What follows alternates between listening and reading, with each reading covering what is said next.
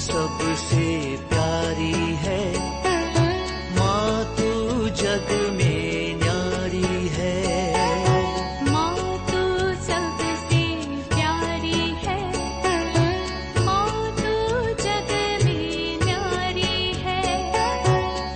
अपने आंचल में रखना, अपने आंचल में रखना, हमें वरदानों से भरना। माँ तू सबसे प्यारी है, माँ तू जग में न्यारी है। माँ तू सबसे प्यारी है, माँ तू जग में न्यारी है। पिता, पुत्र और पवित्र आत्मा के नाम पर आमीन। आप सबों को जय यीशु। आज के इस क्लास में एक और मैंने पुराना एक क्लास ले चुका है इसके ऊपर, लेकिन बार बार लोग पूछ रहा है और हाल ही में किसी ने मुझे करेक्ट कर रहा था, ब्रदर ये गलत बोल रहा है ऐसा करके। वो है पाषंडता और पाखंडता के विषय में। पाषंडता क्या है, पाखंडता क्या है? किसी ने बड़े प्यार से मुझसे बोला, ब्रदर एक करेक्शन करने से आप खराब तो नहीं? बोला नहीं, पक्का, मैं तो स्वयं सीखना चाहता हूँ, मेरे से बहुत गलतियां हो सकता है, सही कर दीजिए। तो बोला आप अनेकों बार पाषंडता पाषंडता कहते हैं, वो हो सकता है मलयालम होगा, वो हिंदी में पाखंडता है। तो मैंने उनको भी सिखाया उस समय पर, नहीं, दो शब्द है, पाषंडता और एक पाखंडता, दो शब्द हैं। पाषंडता को अंग्रेजी में हेरेसी कहते हैं। हेरेसी वो है पाषंडता, लेकिन एक अंग्रेजी में हिपोक्रेसी है, उसे पाखंडता कहते हैं। इसका मतलब हिंदी में भी दो शब्द है, हेरेसी का पाषंडता है, हिपोक्रेसी का पाखंडता है। अब इन दोनों में क्या अंतर है, इसको भी हमें समझने की जरूरत है। ये जो पाषंडता शब्द, हेरेसी शब्द है, हमारे आध्यात्मिक विश्वास के साथ जुड़ा हुआ है। वो डॉक्ट्रिन ऑफ फेथ के साथ रिलेटेड है, हमारे विश्वास के साथ कनेक्शन है। क्या चीज? पाषंडता, हेरेसी। लेकिन पाखंडता, जो हिपोक्रेसी जिसे कहते हैं, वो हमारे कर्मों के साथ जुड़ा हुआ है। कर्मों के साथ, प्रवृत्ति, एक विश्वास के साथ जुड़ा हुआ, दूसरा प्रवृत्ति के साथ जुड़ा हुआ है। अभी उदाहरण बोल करके देता हूं। पाषंडताएं कई हम लोग सिखाए हैं, मैंने क्लास लिया और आगे भी एक लेने वाला हूं पाषंडता के विषय में, क्योंकि वो सीखना बहुत जरूरी है। 40,000 गुटों में पेंटेकोस्टल कलीसिया टूट करके अपना अपना कलीसिया बनाने का कारण इस हेरेसी, पाषंडता के विषय में उनको ज्ञान नहीं है। आदिम काल से जो पाषंडता चल करके आ रहा है, वो आज भी चल रहा है, कई रूप ले चुका है। उदाहरण के लिए माता मरियम को ईश्वर की मां नहीं कहना बोल करके कुछ लोग बोलते हैं ना, वो एक पाषंडता है। उन लोगों को बोल रहा है, क्या बोलता है? ईसा मसीह का मां बोलो। यदि ईसा मसीह ईश्वर है, ईश्वर की मां क्यों नहीं कहना है? वहां पर उन लोग माता मरियम को थोड़ा ग्रेड डाउन करने के लिए ईसा मसीह का उस मनुष्यत्व को उन लोग ऊपर उठाते हैं, उस मनुष्य की मां है ऐसा बोल करके। ये कहां से शुरू हुआ?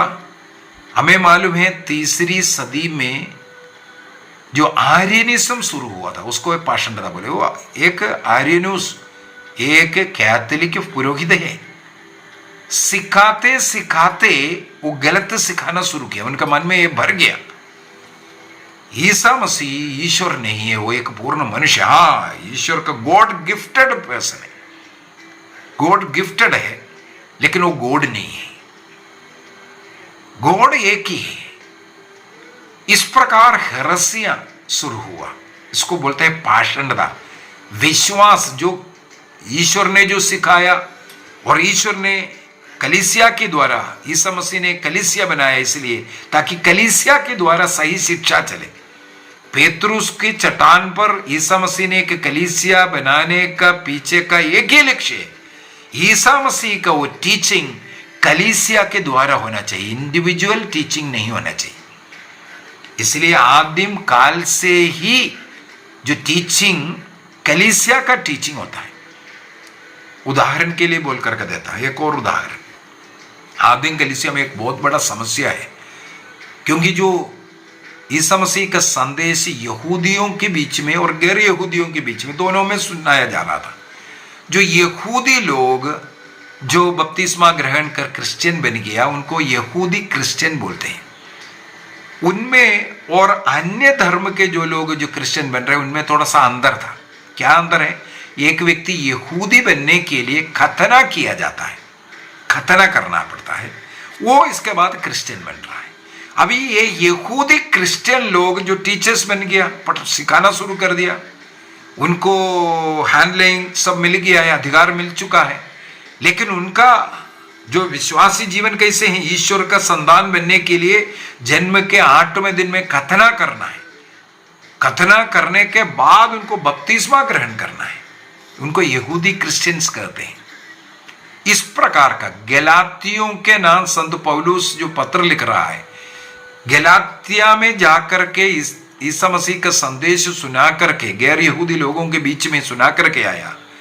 वहां से एफेसुस वगैरह में संत पौलुस गया हुआ है। वहां पहुंचने के बाद पता चला यहां कुछ ऐसा यहूदी क्रिश्चियन लोग आकर के सिखाना शुरू किया, तुम लोग खतना करो बोल करके। हमें मालूम है वहां पर वाकई 8 के अंदर संत पौलुस ने पत्र लिख के बोला, चाहे स्वर्गदूत स्वर्ग से उतर करके जो संदेश हमने सुनाया उसके विपरीत सुनाएगा, वो शापित होगा। क्यों ऐसा लिखा? संत पौलुस क्यों लिखा? उसका कारण है प्रेरित चरित अध्याय 15 के अंदर हम लोग पढ़ते हैं, वहां पर कलीसिया ने एक निर्णय किया, खतना का अभी जरूरत नहीं है, केवल बपतिस्मा जरूरी है। अभी कलीसिया का वो निर्णय कुछ यहूदी क्रिश्चियन लोग स्वीकार नहीं कर रहे, नहीं पहले खतना कर लो, पहले खतना कर लो, इसके बाद बपतिस्मा, तभी वो क्रिश्चियन बनेंगे। इस प्रकार का शिक्षा, इसको बोलते हैं पाषंडता। जो कलीसिया जो सिखा रहा है, जिसको ईसा मसीह ने अधिकार दिया, उसके जगह पर दूसरे शिक्षा सुनाना। पवित्र यूकरिस्त बलि अर्पित करने की जरूरत नहीं है, केवल गाना गाओ, स्तुति करो, वचन पढ़ लो, वचन बाय हार्ट कर लो, बस काफी होगा। लेकिन ईसा मसीह ने क्या कहा था? वचन भी सीखना है, वो एक पार्ट है, आधा पार्ट, इसके बाद आधा बलि अर्पित करना। मेरी यादगारी में किया करो। ईसा मसीह का जन्म, कष्ट, पीड़ा, दुख, क्रूस, मृत्यु, पुनरुत्थान, स्वर्गारोहण, पवित्र आत्मा का आना, यह सब पवित्र बलि में याद किया जाता है, उसको मनाओ करके बोला। लेकिन कुछ पाषंडी लोग आकर के सिखा रहा है मिस्सा का जरूरत नहीं, वो मूर्ति पूजा है। इसको बोलते हैं पाषंडता।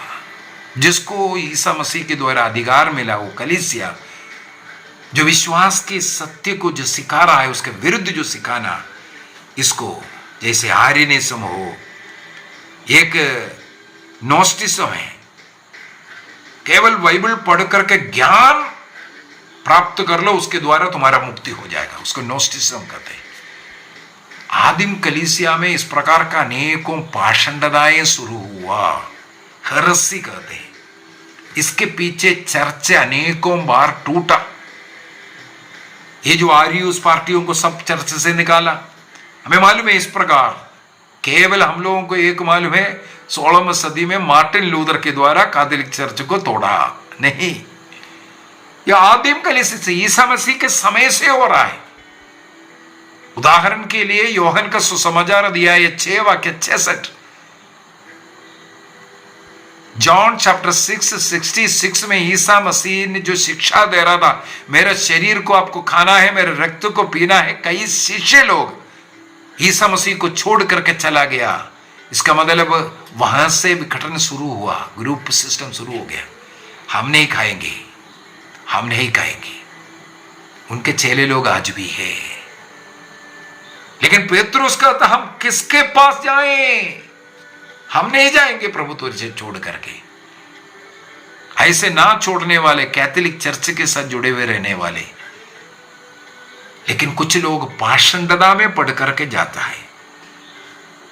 तो विश्वास संबंधी बातों को गलत सिखाना, चाहे वो बाइबल में अभी 66 किताब ही है, बाकी 7 किताब तो कैथोलिक चर्च ने जोड़ा है बोल करके सिखा रहा हो, जितना भी आप देखना। मैंने अभी हाल ही में ही 25-30 क्लास तो ले लिया था ना, जो झूठी शिक्षा जो चल रहा है उसके अंदर ये सब बोला है। ये सब इसको बोलते हैं पाषंडता। कलीसिया में अनेकों जो महासभाएं बुलाया, सिनेड बुलाया गया, इस प्रकार के पाषंडता के पीछे, उन पाषंडताओं का खंडन करने के लिए, सत्य क्या है उसको सिखाने के लिए महासभा बुलाया गया। आदिम कलीसिया के जितने भी बड़े बड़े महासभाएं है, फर्स्ट जेरूसलेम महासभा जो प्रेरित अध्याय 15 में लिखा, वो पहला महासभा है।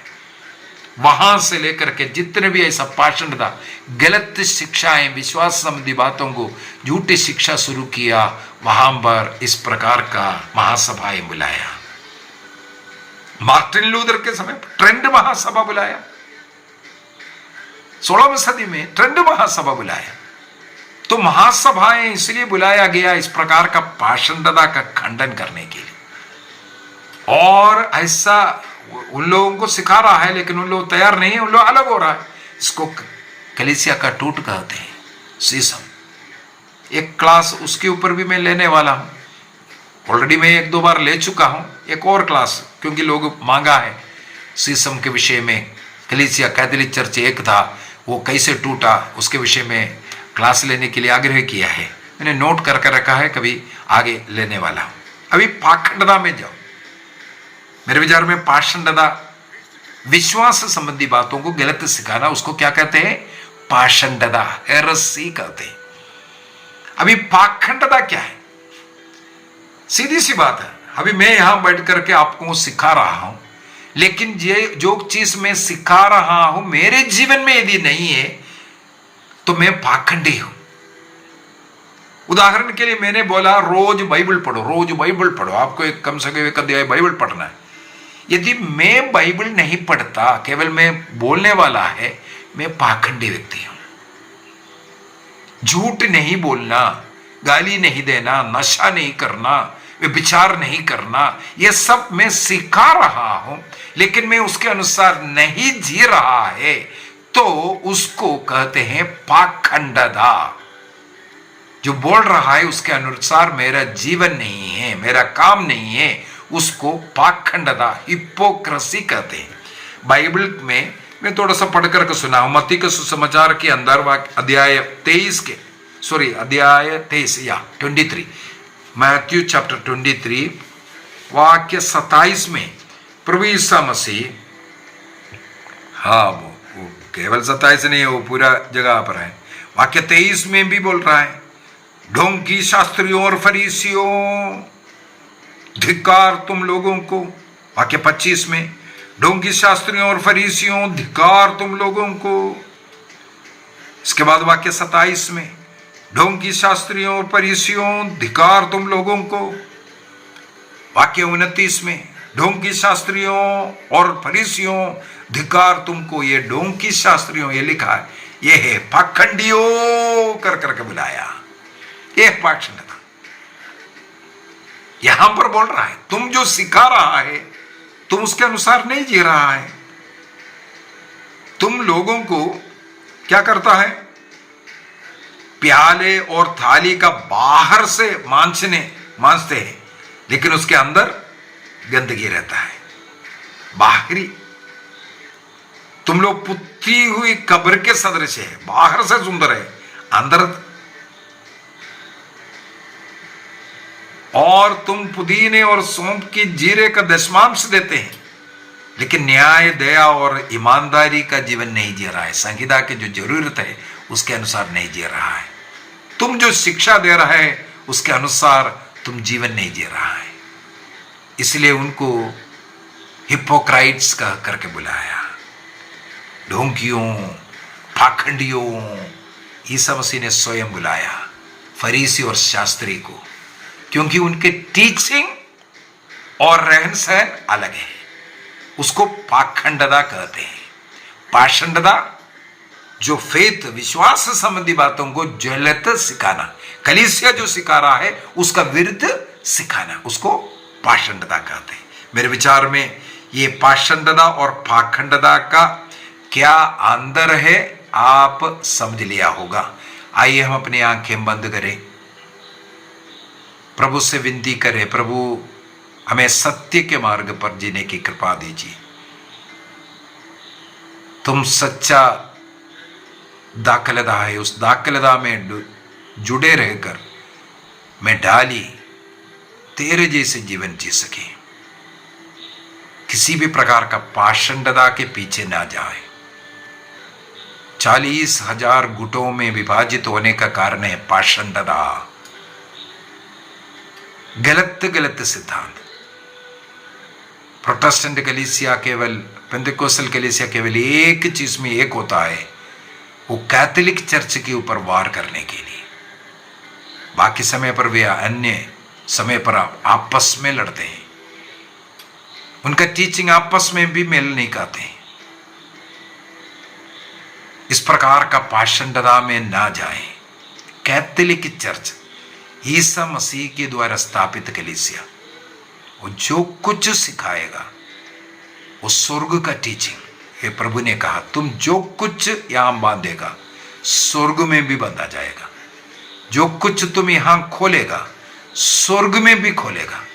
केवल कैथोलिक चर्च को यह अधिकार मिला है। उस चर्च से जुड़े हुए, उस चर्च के अधिकार में रह करके जीने का निर्णय करें। ना पाखंडी बने, ना पाषंडी बने। प्रभु हम सबों को आशीष प्रदान करे, पिता, पुत्र और पवित्र आत्मा के नाम पर आमीन। आप सबों को जय यीशु।